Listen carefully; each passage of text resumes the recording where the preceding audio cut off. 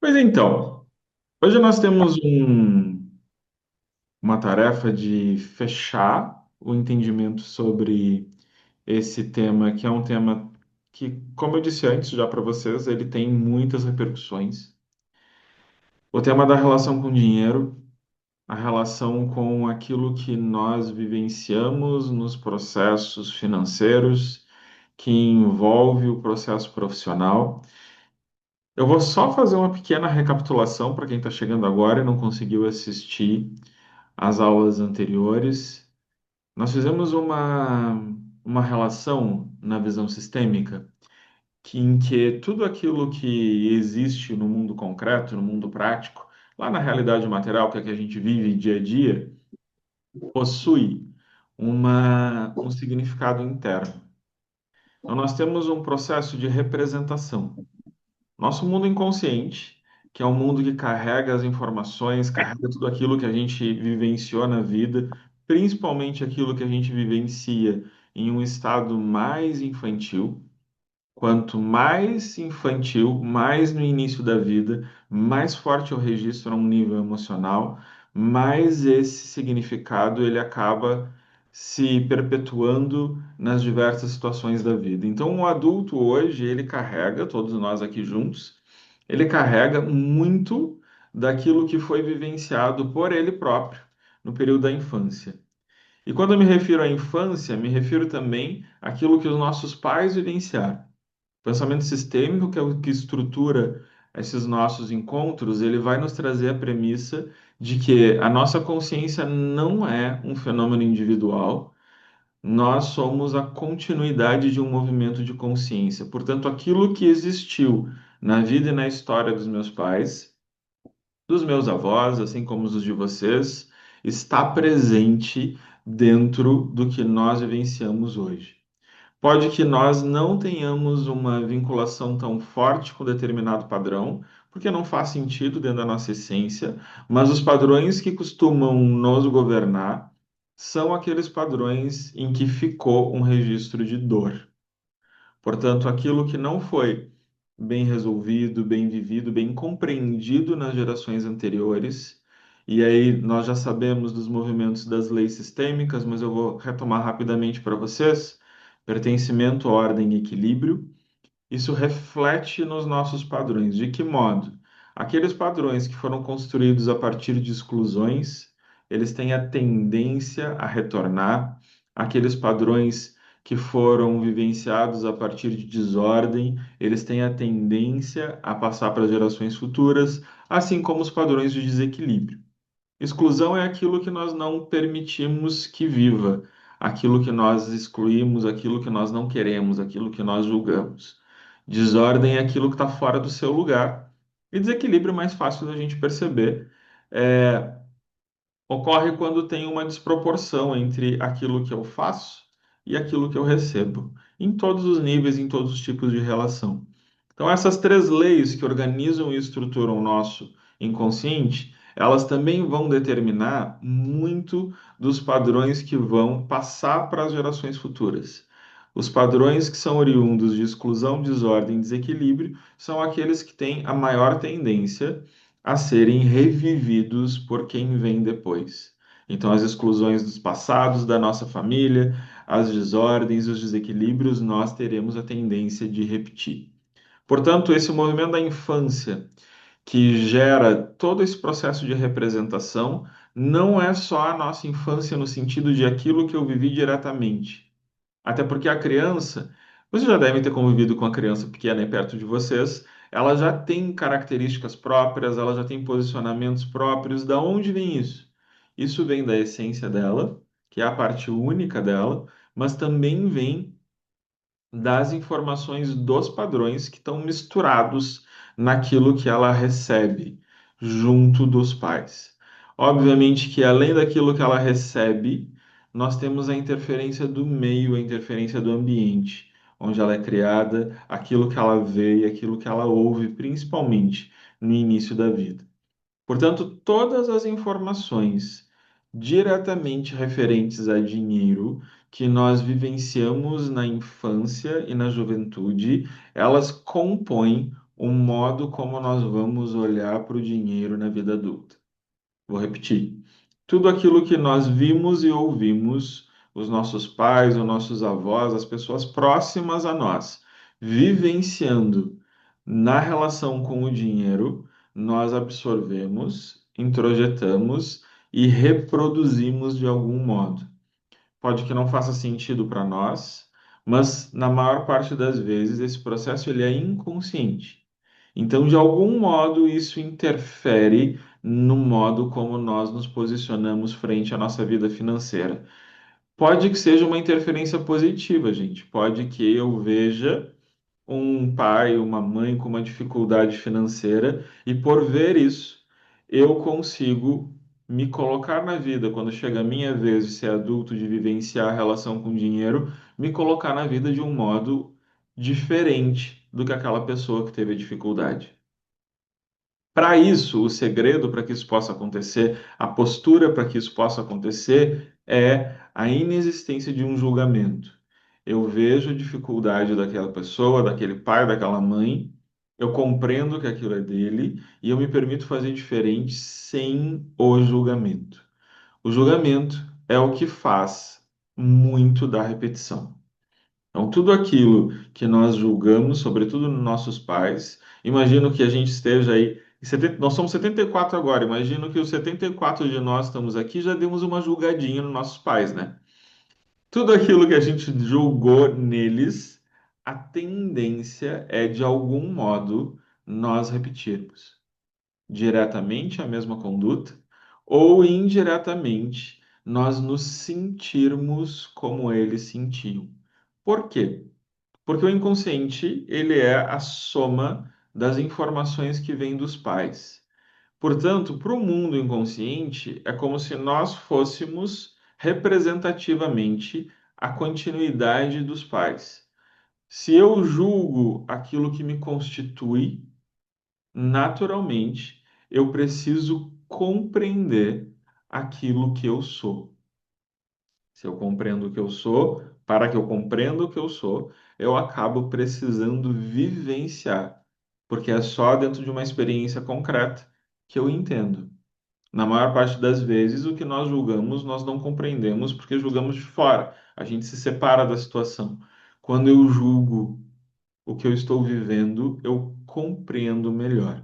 Vou aproveitar aqui que a Luciana fez uma pergunta e já vou dizer para vocês, vocês podem ir questionando, colocando aqui no chat por escrito as coisas que forem vindo na cabeça de vocês, as vontades de questionar, as colocações, contribuições, fiquem bem à vontade.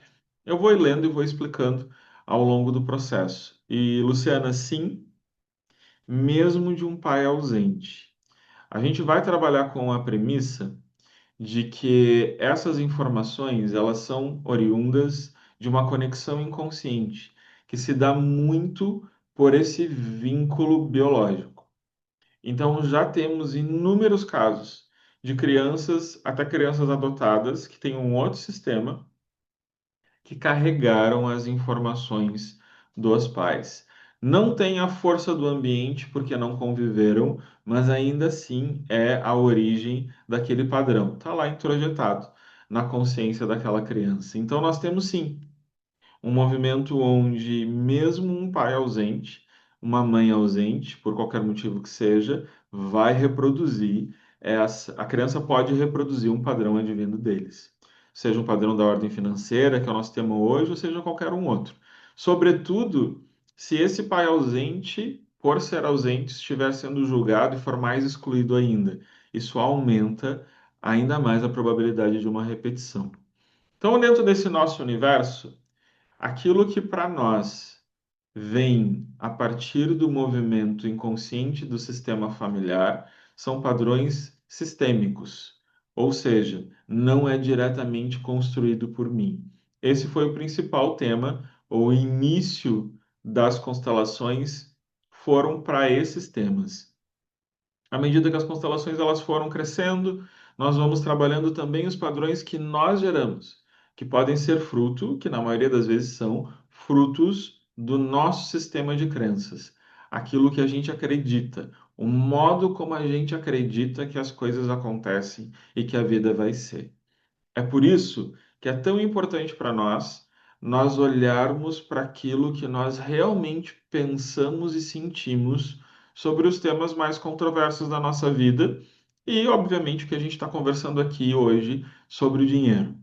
Observar quais são os significados que nós atribuímos ao dinheiro. Fizemos um exercício sobre isso no nosso último encontro, para tentar deixar o dinheiro ser apenas o dinheiro e não mais sinônimo de felicidade, de alegria, de liberdade. Embora eu possa viver essas experiências com o dinheiro, isso não significa que o dinheiro em si tenha essa função.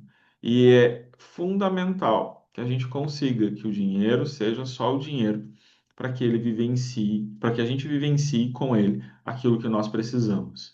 Então, no nosso universo, o que a gente vem conversando aqui, eu preciso trazer à memória de vocês, toda a experiência da vida, ela é referente a uma experiência de amor. Então, nós fazemos o que fazemos, aquilo que faz sentido para nós envolve uma busca, uma projeção de amor. Na maioria das vezes, o amor que a gente não identifica, oriundo lá da relação dos pais, nós vamos projetar naquilo que nós vivenciamos ao longo da vida. Nós costumamos dizer, portanto, que existem dentro dessa estrutura de simbologia, de arquétipo, o que o pai representa, o que a mãe representa, uma relação muito profunda com o dinheiro. Já falei para vocês a ideia de que o mundo material, o mundo lá fora, as coisas externas, elas são repercussões internas em nós daquilo que nós vivenciamos com o nosso pai. E o mundo mais emocional, as questões mais internas, elas trazem as repercussões daquilo que nós vivenciamos com a nossa mãe. Mas nós temos uma peculiaridade no movimento da mãe, que a mãe, ela também representa a vida como um todo. E ela também representa o sucesso. Principalmente os homens que estão aí, fiquem atentos, mas as mamães de menino também. Não que as mulheres não busquem, mas os homens fazem isso mais.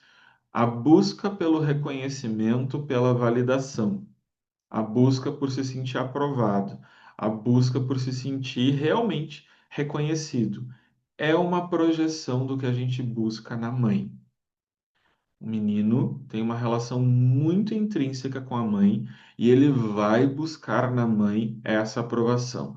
E se a mãe representa o dinheiro, portanto, o menino vai colocar, talvez até mais do que a menina, na relação com o dinheiro, a sua percepção de sucesso e a sua percepção de alto valor. E isso é uma armadilha, porque nunca, se eu não tenho o amor da mãe, se eu não me sinto reconhecido pelo amor da mãe, eu posso ser bilionário e que eu vou continuar buscando cada vez mais. Nunca vai ser o suficiente. A sensação de insuficiência, de que nada do que eu faço é suficiente, essa sensação ela também costuma ser oriunda da relação com a mãe.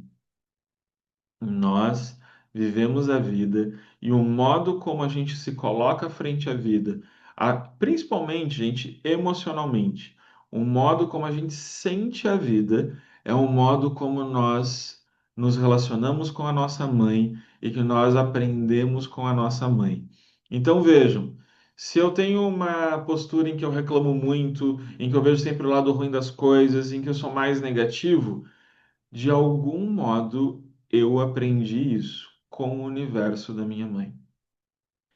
Essa postura, ela é essencial, principalmente nos homens, mas nas mulheres também, para nós verificarmos a nossa relação com o dinheiro. O dinheiro, ele vai ter o mesmo movimento que nós temos em relação à vida. O que que é movimento? É o fluxo, é como se dá a presença do dinheiro na nossa vida. O dinheiro segue, portanto, o mesmo padrão de movimento que a vida como um todo. Se eu sinto que a minha vida é difícil, se eu vejo que a minha vida é uma luta, se eu me coloco na vida com essa postura, o dinheiro vai acompanhar esse movimento. Se eu vivo para sobreviver, preste atenção nisso. Se eu vivo para sobreviver, o que que significa sobrevivência? Significa não acreditar, não crer que a vida vai me trazer o que é necessário, o que é essencial. Significa não sentir que eu terei aquilo que eu mereço. Se eu tenho essa postura frente à vida, então eu sobrevivo. Essa postura vai ser transposta para a relação do dinheiro, com o dinheiro, perdão, e nós vamos passar a vida inteira correndo atrás do dinheiro. E correr atrás do dinheiro vai ser o sentido da nossa vida. Nós não vamos nos identificar com aquilo que nós realmente queremos fazer, com aquilo que dá um significado maior, com aquilo que eu me sinto pleno, me sinto realizado. Eu não vou me identificar com isso, porque eu vou estar olhando só para a sobrevivência. Então é fundamental, nós já falamos sobre a sobrevivência, eu não vou repetir aqui, mas é fundamental vocês perceberem como vocês se posicionam frente à vida. O medo constante da falta, a preocupação constante com como vai ser o futuro, uma necessidade constante de controle.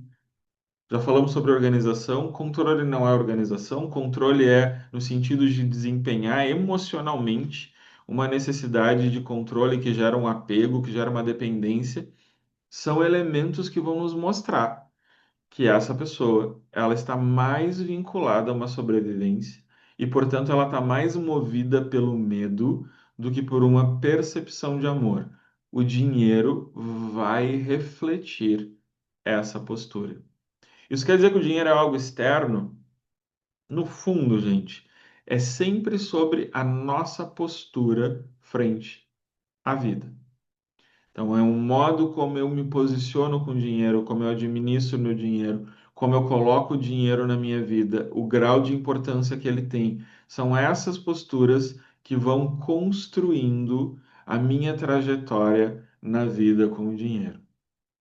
Portanto, o dinheiro vai refletir um modo como a minha vida é encarada, que por sua vez, essa é a melhor interlocução, vai refletir um modo como eu compreendi a minha mãe.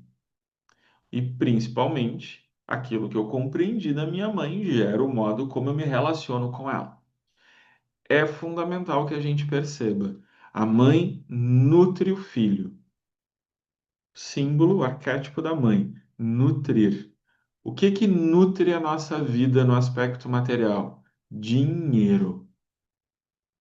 Logo, se eu não me sinto nutrido, se eu não me sinto preenchido, se eu não me sinto amado, eu não sinto que o dinheiro realmente vai ficar. E então eu transporto o meu medo, o meu vazio, a minha insuficiência para a relação com o dinheiro e passo a me mover atrás dele o tempo inteiro.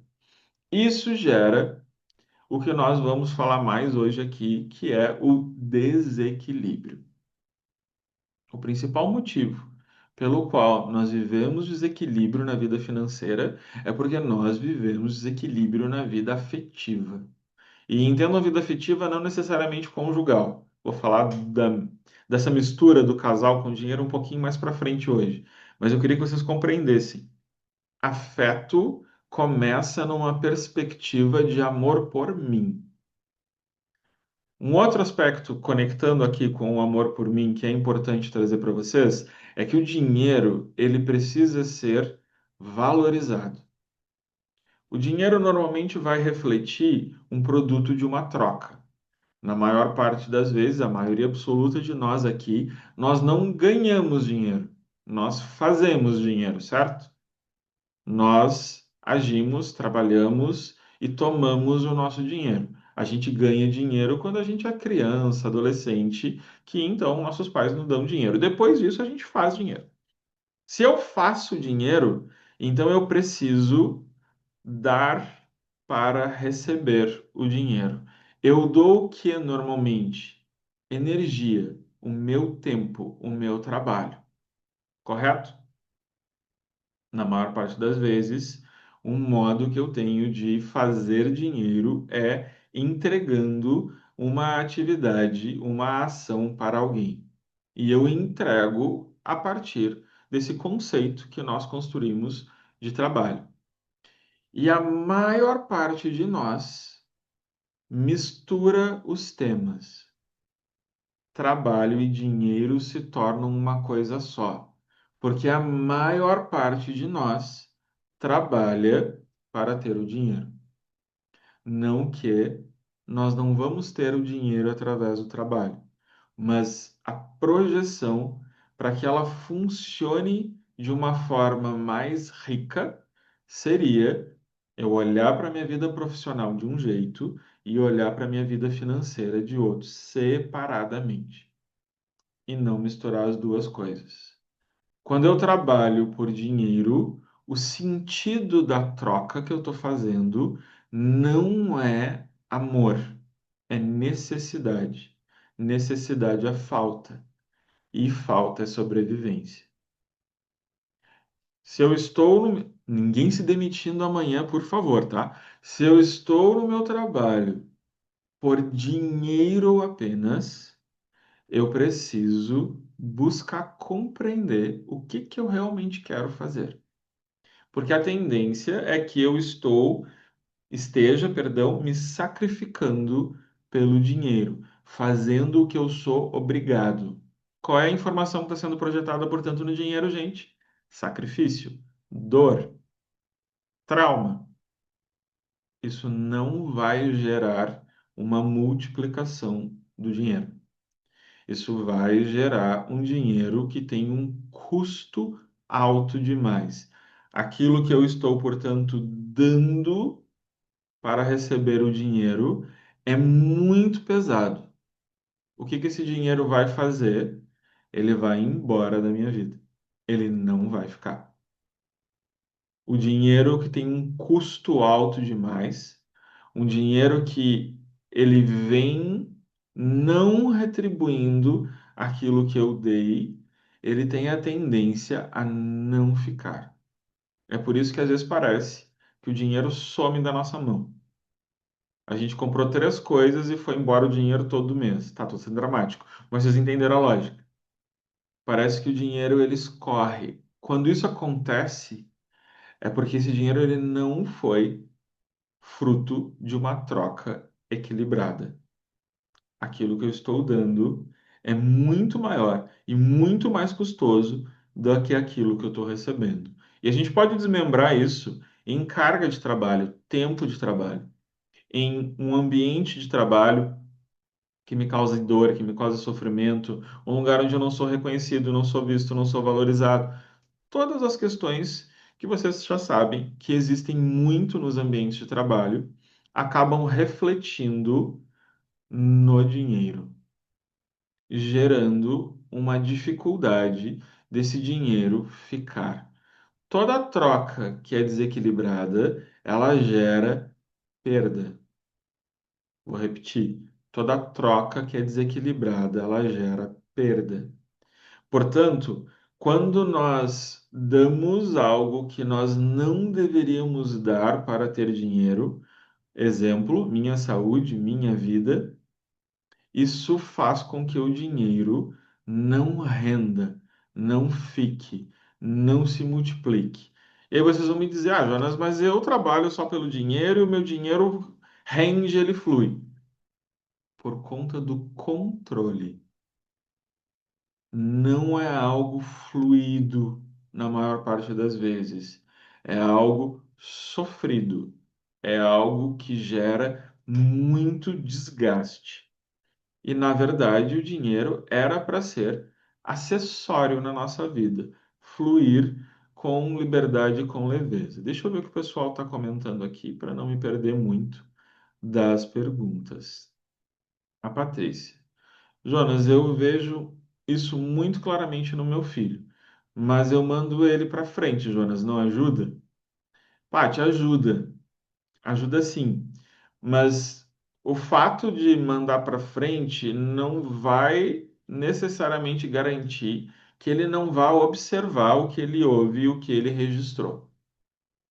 Na maior parte das vezes, o jovem ele vai refletir, muito mais aquilo que ele ouviu e que ele registrou do que aquilo que estão dizendo para ele hoje quando ele é adulto. Só que a gente não tem um controle, Paty, sobre o que que o filho observou no conjunto das informações da vida da mãe. A gente não tem esse controle. Vou dar um exemplo meu para vocês. A minha mãe sempre trabalhou muito. Minha mãe é uma mulher que trabalhava muito, trabalhava na rua e trabalhava em casa também. O que que isso gerou em mim? Isso gerou em mim um condicionamento de me sentir bem quando eu trabalho muito. Se eu trabalhar pouco, eu me sinto vagabundo. Sinto que eu estou fazendo alguma coisa errada. E se eu então não estiver trabalhando, se eu estiver desfrutando do tempo, eu vou sentir culpa. Tem um exemplo clássico, as gurias do curso eu já contei isso para elas, que eu fui num show esses tempos que era numa terça-feira, e eu fui até Porto Alegre com vergonha de estar indo num show numa terça-feira, porque terça-feira era a hora de estar trabalhando.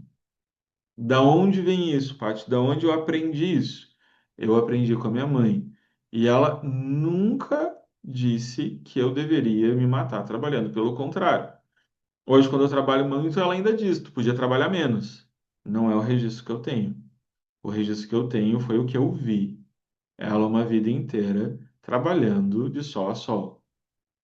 É assim que a gente grava as informações.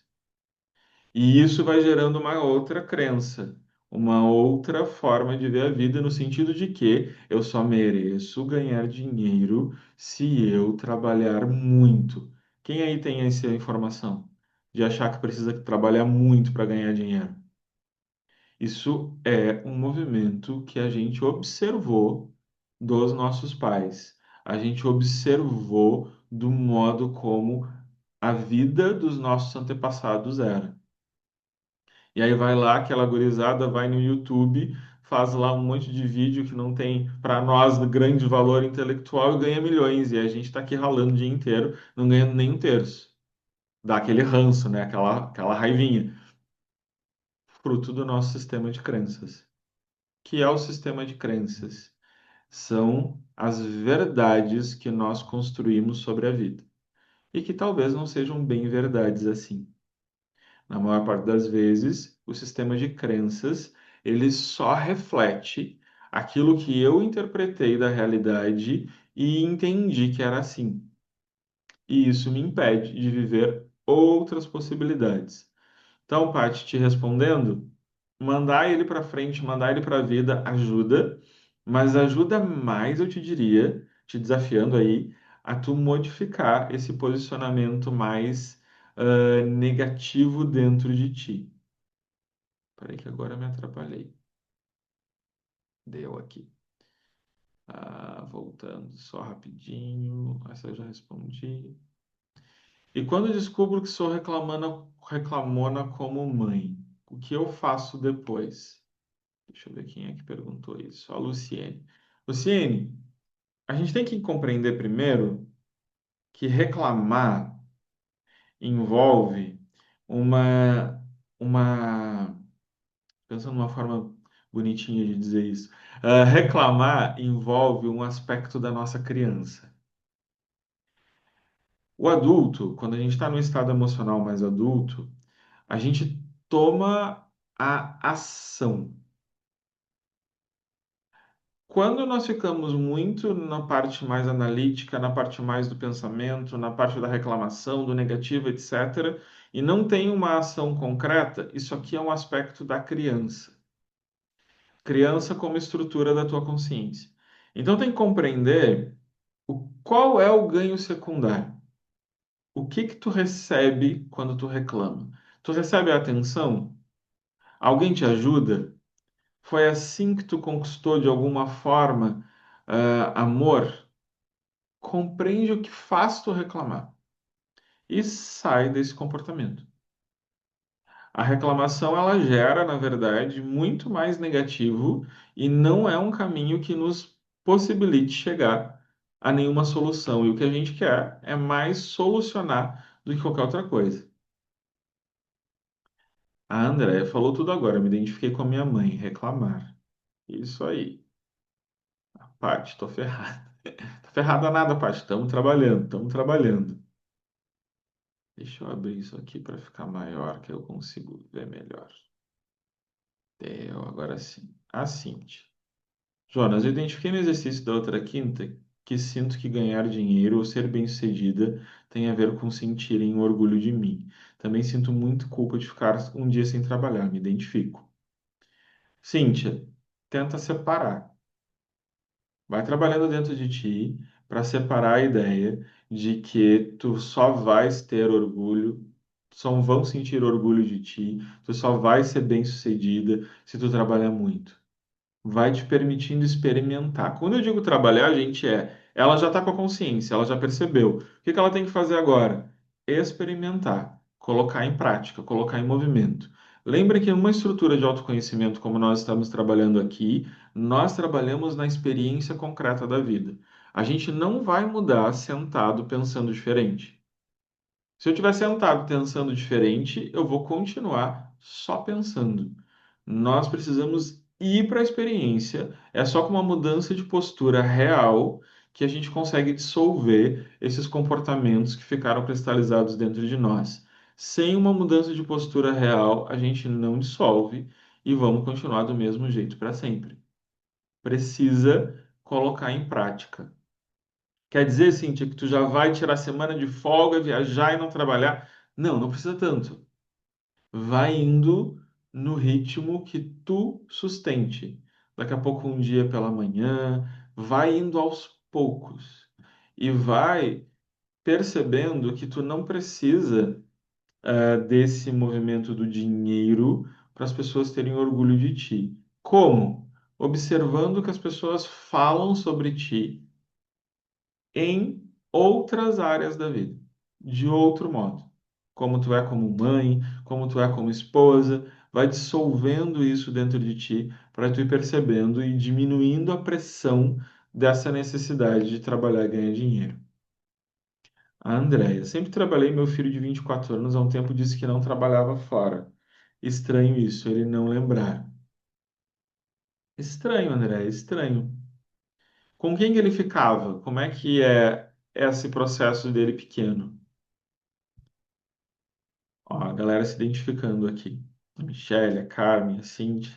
A gente faz isso. A gente coloca no trabalho a sobrevivência, gente. E sobrevivência falta. Então falta alguma coisa. E eu coloco no trabalho. E se eu ganho dinheiro no meu trabalho, se eu tenho um pouco de reconhecimento, se eu fico me sentindo um pouco bem-sucedido, o que que vai acontecer? Eu vou ganhar prazer. Eu vou sentir prazer.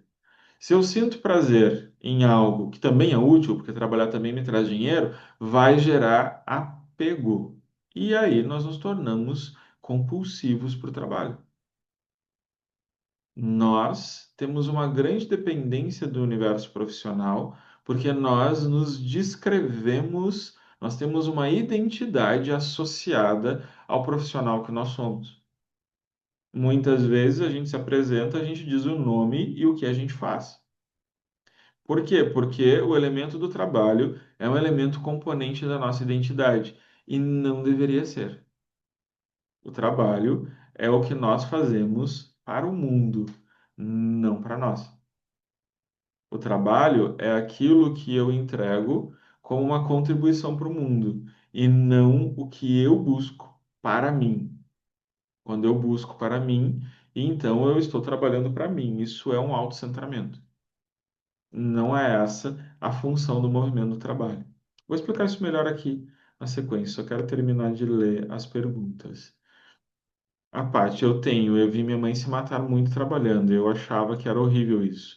Hoje eu busco olhar isso com amor e quero ser diferente. Muito bom. A Laura também. Se eu não trabalhar, me sinto inútil. Por que que tem que ser útil, mulher? A gente não precisa ser útil. A gente só tem que viver. Talvez viver não requeira uma utilidade. Embora ser produtivo possa. Ser produtivo significa, inclusive, não ser pobre. Pobre é aquele que não produz, porque não gera nada. Eu compreendo, mas ser produtivo é diferente de se sentir útil. Se sentir útil quer dizer que tu precisa sempre ter uma função para ser amada. ter uma função para ser importante. E aqui, Laura, significa provavelmente que tu dá muito nas tuas relações. No trabalho eu sei que tu dá bastante, né? Te conheço muito bem. Ah, Jerusa, minha mãe sempre foi de economizar muito o dinheiro do meu pai, porque nunca trabalhou. Eu sempre tenho dinheiro junto, me sinto insegura se não tiver dinheiro no banco, mesmo que não precise comprar alguma coisa. Jerusa, a Fernanda concordando ali embaixo. Isso é uma dependência emocional do dinheiro. Então, tu coloca a ideia de segurança no dinheiro, e aí o dinheiro ele se torna um peso, e por consequência também uma prisão. Vamos ir trabalhando para que esse dinheiro não tenha essa importância toda na tua vida. A Luciana, me sinto sem saber como sair do lugar, mas minha mãe não trabalhava muito, não. Hoje é aposentada, trabalhou sempre no funcionalismo público com horário de entrar e sair. E ela ainda dizia que era batente. Luciana, sair do lugar requer, primeiro, que tu sinta que tu pertence. Primeira lei sistêmica. Eu só me movo e me movo no fluxo da vida se o meu lugar está certo para mim. O meu lugar estar certo para mim requer que eu pertença. Então, para tu conseguir fazer esse movimento, eu preciso que tu examine dentro de ti quais são os julgamentos que tu carregas sobre os pais. Começa por aí e começa a trabalhar esses julgamentos. Rapaz, estou trabalhando isso aí com um tal de Jonas. Dizem que ele é bem bom. Dizem que ele é bem bom. A Rosângela, e sinto culpa de ir a coisas boas em dias de trabalho ou deitar na hora do nada. Exatamente. Exatamente. Vocês percebem como a gente se sacrifica no trabalho? Como isso é um reflexo do modo de vida? Josemar, liberar o filho para fazer o que gosta ou faz sentido para ele parece irresponsável. Tem que ensinar a ganhar dinheiro. É o que me vem à cabeça. Josemar, tu não está inteiramente equivocado aqui no que tu está dizendo, certo? De fato, quando o menino ou a menina estão amadurecendo, eles precisam desenvolver a sabedoria de fazer aquilo que é necessário.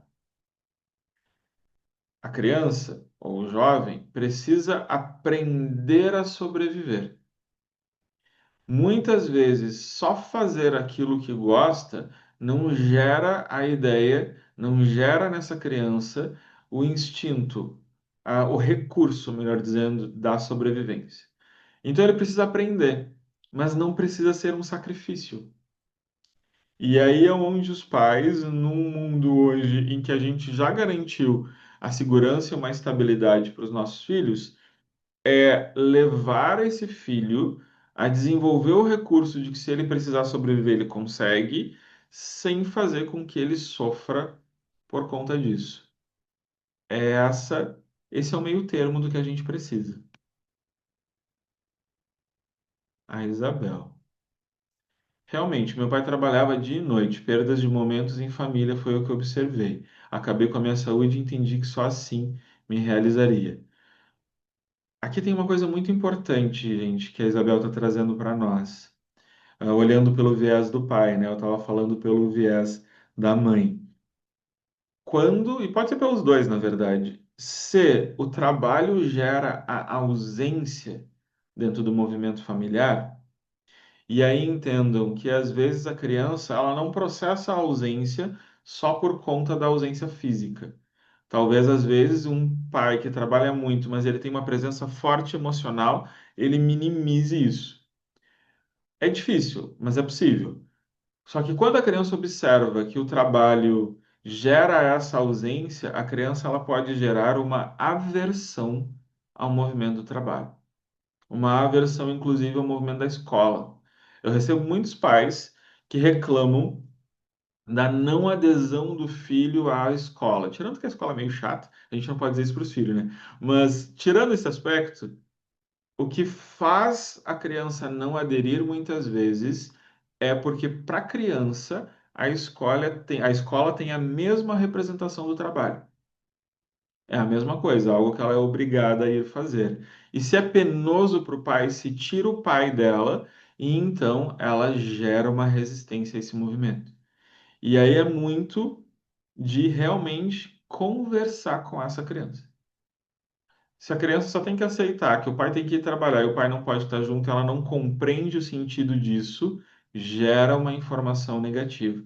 As crianças hoje, quem tem criança perto sabe disso, elas não são como nós éramos quando criança. Eu mesmo era meio bobado, não prestava atenção em nada. Mas hoje a criança ela é muito mais intelectualmente desenvolvida, que não quer dizer emocionalmente, mas intelectualmente sim. E isso faz com que a criança precise de explicações. A criança ela entende, dentro do movimento limitado dela, óbvio, não vai compreender a realidade como adulto, mas ela entende se tu explica. E é necessário explicar o porquê do trabalhar. É necessário explicar como funciona a vida adulta, senão essa criança, ela gera recurso emocional apenas, e esse recurso pode ser um recurso que a desfavoreça, um recurso negativo. Tatiana, beijo, Tati, não tinha visto, estava aqui. Eu acredito que eu não conseguirei mais ganhar muito dinheiro depois de me tornar mãe, pois não consigo me dedicar como me dedicava ao trabalho.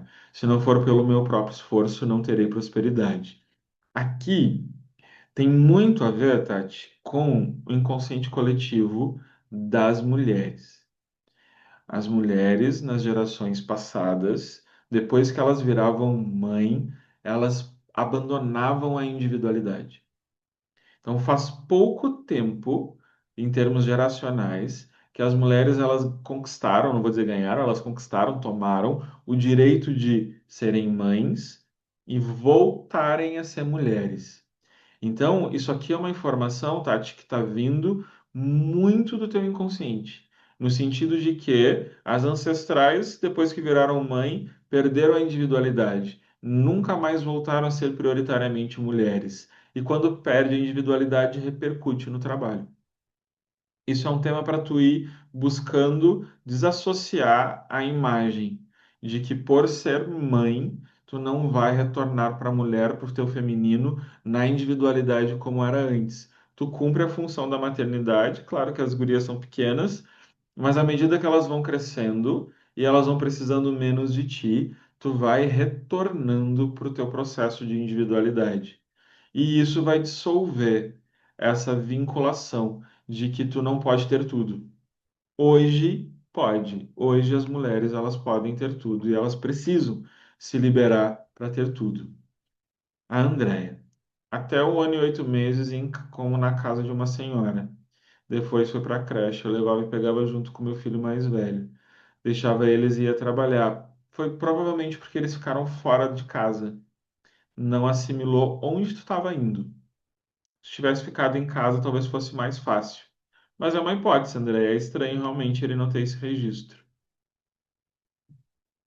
No trabalho fica mais fácil ver o reconhecimento, diz a Tati para nós. Nas outras áreas é mais difícil. Porque nas outras áreas, Tati, a gente vai precisar se reconhecer. No trabalho fica mais fácil porque tem junto o reconhecimento material. Isso torna palpável. Nas outras áreas da vida, é muito sobre nós nos reconhecermos. A Luciana, como equilíbrio, eu tenho como objetivo ser rica. Luciana, desfoca o objetivo do dinheiro, deixa ele aí. A gente quer ser rico também, eu quero comprar o iate, deixa aí, mas foca na tua contribuição para o mundo. O que que a Luciana entrega? Como ela consegue ser relevante para o mundo? Qual a função a Luciana desempenha de uma forma tão particular, tão única, que torna ela essencial? Isso é o cerne, a raiz do propósito. Mas a grande questão, o nosso próximo encontro vai ser sobre propósito. Estou preparando terreno aqui, vocês já sentiram, né? Propósito, sentido da vida. Mas a grande questão, gente, é eu preciso sair do foco na sobrevivência, ou seja, pensar só em dinheiro, para que se abra para mim a possibilidade de fazer algo que tenha sentido.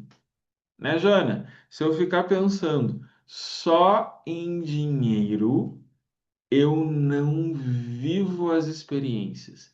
É como se nós vivêssemos com uma venda e a gente não consegue perceber o que realmente é relevante para a vida. Se eu tivesse, já contei minha história aqui para vocês, se eu tivesse ficado pensando só no dinheiro, certamente eu não estaria com vocês aqui hoje, eu não teria descoberto esse modo de contribuir com as pessoas e com a vida através das constelações. Eu estaria lá no direito, que é seguro, que é aquilo que eu sei que, pelo menos em tese, todo mundo sempre vai precisar, porque todo mundo briga, né, gente? Então todo mundo sempre vai precisar. Aqui eu não sei. Talvez que esse movimento terapêutico das constelações, dessa visão toda, seja uma moda, seja algo passageiro na história da humanidade. Talvez isso se depois fique obsoleto. Não tem segurança. Então, se eu estivesse pensando no dinheiro, eu não teria vindo para cá. Percebem? E eu não teria me sentido, já contei isso para vocês também, como eu me sinto. Aqui eu sinto que estou realmente fazendo o que eu vim para fazer, o que eu devo fazer. A Juliana. E quando não sentimos culpa por não se sentir útil? Juliana, é maravilhoso.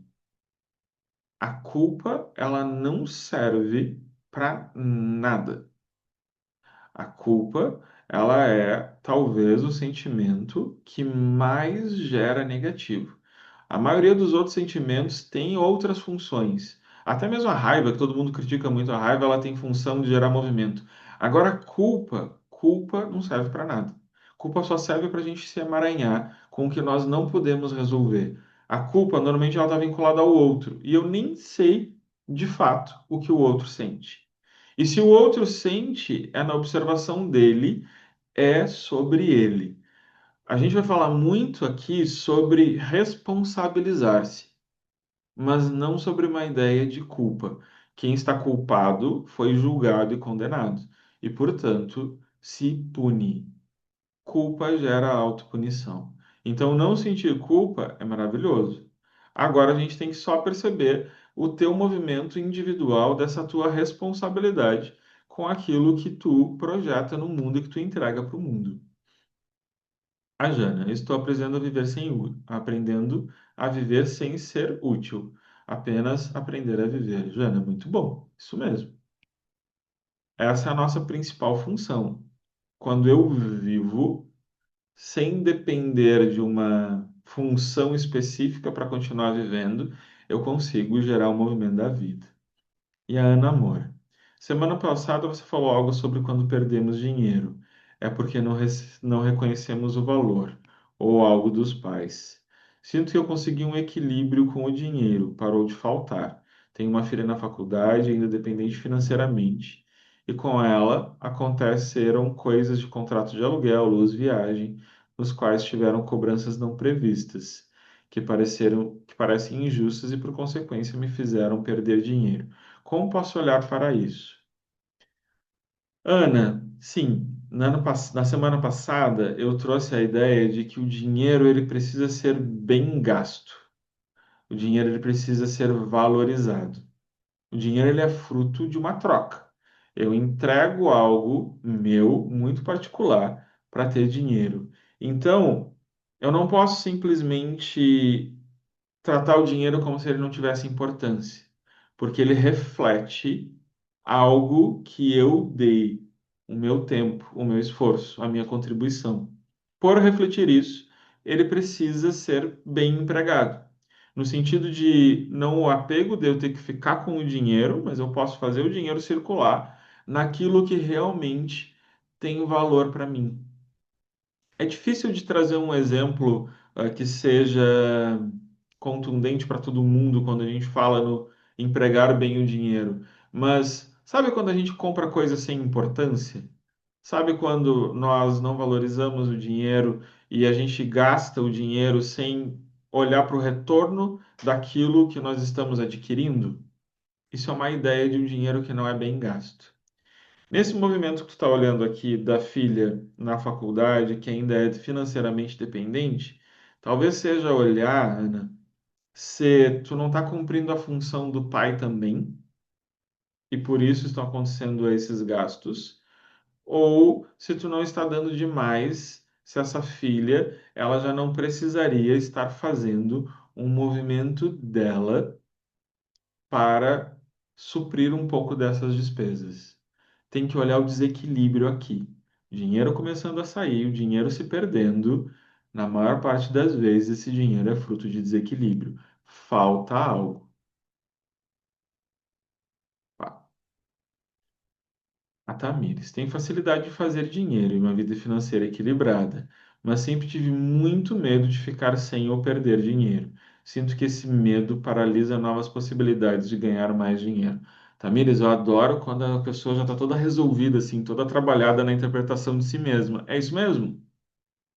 O medo gera um apego, o apego impede o movimento.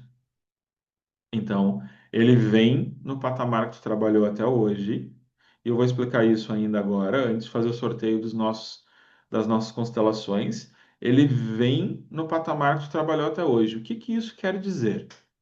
Isso quer dizer que nós temos um limite, um teto financeiro.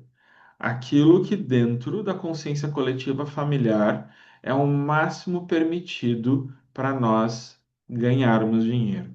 Normalmente, reflete aquilo que aquela pessoa da família que mais ganhou dinheiro conseguiu atingir simbolicamente. Então, por exemplo, nós temos um pai de família que ganhava uma quantia X. Com essa quantia X, ele possibilitava para esses filhos, para essa esposa, para essa família como um todo, vivenciar um padrão de vida. Um padrão de vida onde podia viajar, onde podia tirar férias, onde podia isso e aquilo. O filho, ele vai ter esse mesmo teto financeiro. Não é a exata mesma quantia, gente, mas ele vai gerir o dinheiro, ganhar o dinheiro, ou melhor, fazer o dinheiro em que ele mantenha esse padrão. Ele não vai ir muito além disso e ele não vai ficar muito abaixo disso. Isso está gravado no nosso inconsciente. Nós vivemos como referência aquela pessoa que foi a mais bem-sucedida financeiramente na família e a gente não costuma ultrapassar esse padrão. A gente só ultrapassa esse padrão trabalhando o sistema de crenças. Pode ser com qualquer técnica, gente, qualquer terapia, pode ser no meio da vida, a gente mudando a observação. Mas nós só ultrapassamos esse teto através de trabalho interno. Senão, a gente vive a vida, às vezes, numa gangorra financeira, mas o padrão de vida, ele é o mesmo dessa referência aqui. Usei o pai como exemplo, mas pode ser um avô, pode ser um tio, é uma referência familiar. Isso vai acontecer em todos os aspectos que nos remetam a uma ideia de sucesso. Para que eu não me sinta muito diferente de todos os membros da minha família, para que eu não me sinta especial e maior do que todos, lei do pertencimento, inconscientemente, o sucesso para mim vai ser proporcional ao sucesso que já foi experimentado na família. Quando nós vamos muito além, é porque houve um desbloqueio interno para isso. Senão, a gente vive dentro da média familiar, não além disso. É reflexo daquilo que nós vivenciamos por pertencimento. Lembrem que a maioria de nós encontra similaridade, familiaridade e conexão no negativo. Se a gente está muito bem, muitas vezes a gente tem vergonha de dizer quando alguém vem perguntar como tu tá. Tu tem vontade de responder, tô ótimo, mas aí tu sabe que aquela pessoa não tá. E aí tu dá uma disfarçadinha e fala de alguma coisa que tá ruim também para ter uma conexão. A gente tem dificuldade de compartilhar a felicidade. Bert falava muito sobre isso, do quanto a felicidade e o sucesso são solitários. Então a lei do pertencimento, ela impacta muito profundamente no modo como nós podemos desfrutar da vida. O que eu quero que vocês compreendam, portanto, é que nós estamos falando sobre estados de consciência.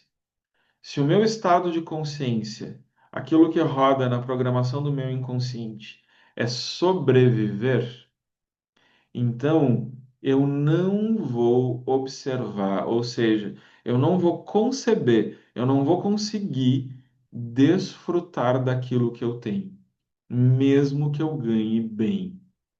Ou vai acontecer como a Ana descreveu ali, que acontece isso e aquilo, o dinheiro vai embora, ou então eu vou deixar o dinheiro guardado e eu não vou conseguir. Eu vou me sentir escasso, me sentir pobre, mesmo não sendo. É só quando eu transcendo a sobrevivência, ou seja, eu confio um pouco na vida de que as coisas vão dar certo, não de uma forma irresponsável, de uma forma responsável, sabendo que eu preciso fazer a minha parte para que as coisas deem certo. Quando eu chego nesse estado de consciência, eu começo a conseguir aproveitar mais a vida, e quando eu aproveito mais a vida, ela faz sentido. Gente, se eu não posso aproveitar a vida, de que adianta eu me matar trabalhando? Vocês percebem que isso vai corroendo o sentido da vida? Eu vou me matar trabalhando aí por 50 anos. O que que vai acontecer? Eu vou gerar a crença de que não vale a pena, porque eu não aproveito nada. Essa crença de que não vale a pena vai me levar aonde? Vai me levar a um processo depressivo. A gente precisa ir dissolvendo esse tipo de postura para ir trabalhando de uma forma diferente. Eu sei que é para isso que a gente está junto aqui, para a gente discutir, para a gente olhar junto, para a gente crescer nesse aspecto. Mas é muito importante. E eu lembrei de uma coisa agora que eu não falei ali quando a Laura falou sobre o ser útil. O condicionamento de precisar ser útil faz com que a maioria de nós, quando aposente, deprima porque projetava no trabalho toda a sua identidade, projetava no trabalho a ideia de ser útil. E aí eu aposento, eu não sou mais útil, eu perco o sentido da vida, eu deprimo. Por isso, trabalhando essas coisas enquanto nós podemos. O Carlos. A crença de que é preciso trabalhar muito para ter dinheiro. Trabalhamos duro, acumulamos horas e esforço, mas mesmo assim vivemos ciclos. Momentos de muito dinheiro, momentos de pouco. Isso mostra que trabalhar muito não garante ganhar muito. Isso é verdade, cara. Muito verdade. O que realmente importa é observar quem eu era, como estava se relacionando com a vida nos momentos em que o dinheiro entrou em abundância. Porque não é apenas o esforço que gera o resultado, mas a consciência é a forma como você se posiciona diante da vida. Perfeito, Carlos, é isso mesmo. Na maior parte das vezes, se vocês forem observar, os momentos em que nós estávamos com maior abundância eram os momentos em que nós estávamos melhor conosco, me sentindo melhor sobre mim mesmo, me sentindo com mais amor por mim. E, de novo, não é a abundância gerando o amor por mim, é eu gerando amor por mim que eu gero a abundância. Então, antes da gente continuar com as perguntas aqui, para a gente não perder o horário, passar tanto o nosso tempo aqui.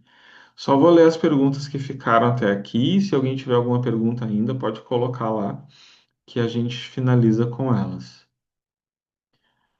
A André me questionando aqui sobre o filho, na questão dele não ter essa memória. Andréia, a princípio isso não é um problema. Observa, e isso serve para todos nós também.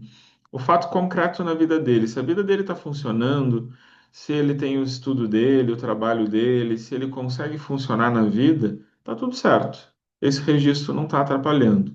Agora, se ele tiver com alguma coisa travada, aí sim, aí ele vai ter que olhar para a gente compreender o que que isso significa. A Rosângela. Para contribuir com o mundo e fazer uma boa relação com o dinheiro, precisamos fazer o que gostamos? É isso? Rosângela, isso é o spoiler da semana que vem. Mas, sim, quando a gente fala gostar, eu não quero que isso pareça superficial. Eu gosto de muitas coisas. Eu faria muitas coisas na minha vida, pelo que eu gosto. Mas esse gostar é sentir que é isso que precisa ser feito. Entende? É ter a convicção durante aquilo que tu está fazendo.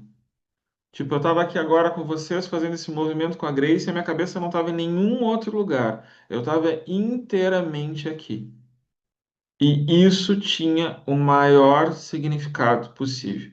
Pode parecer aí para todo mundo que a gente só mexeu os bonecos. Não, a gente estava mexendo com a vida dela. E isso, para mim, é o que existe de mais forte e de mais precioso. Então, o gostar, Rosângela, é por aqui.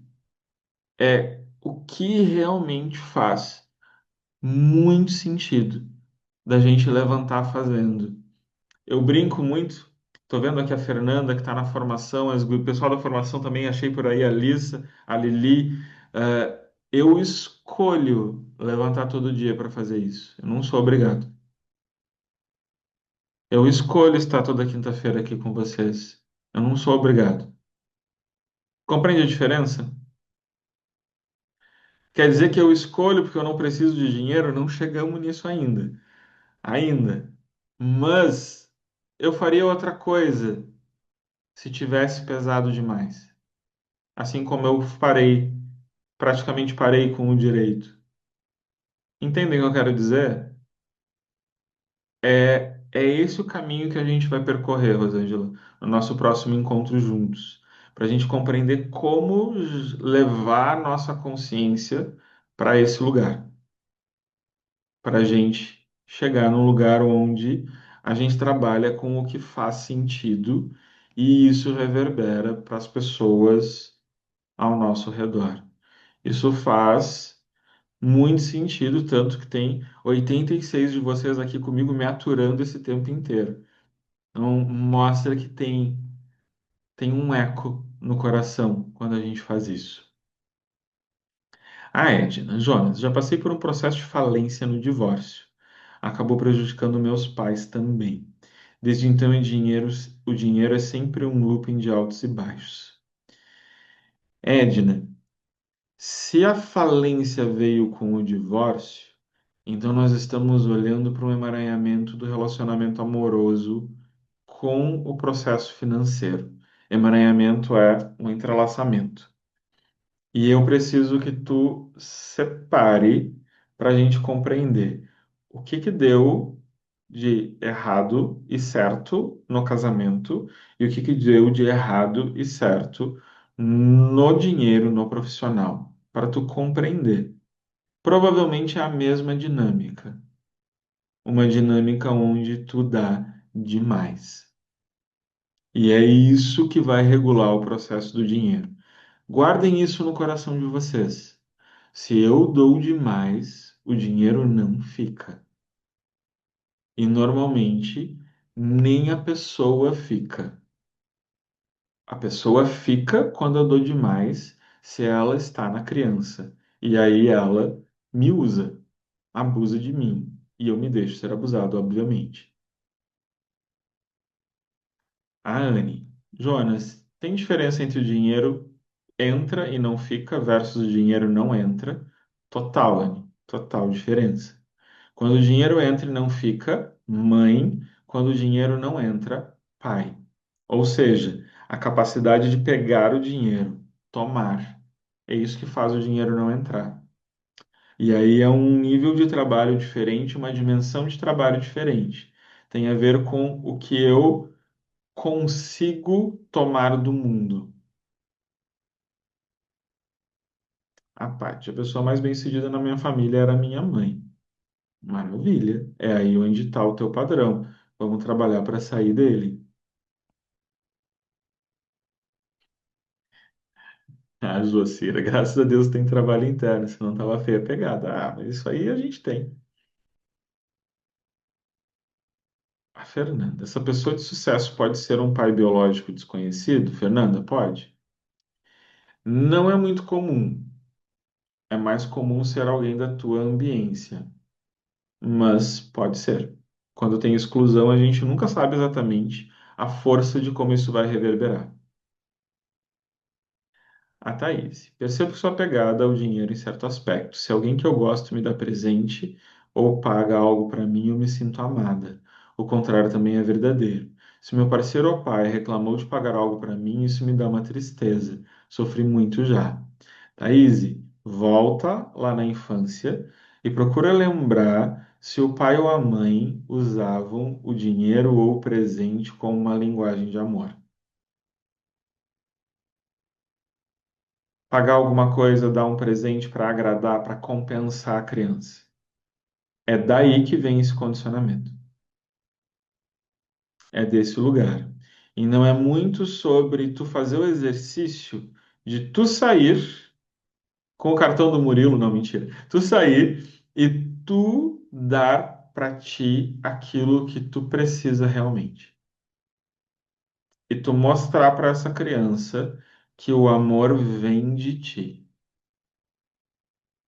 É isso que vai curando essa necessidade de receber material, dinheiro como amor.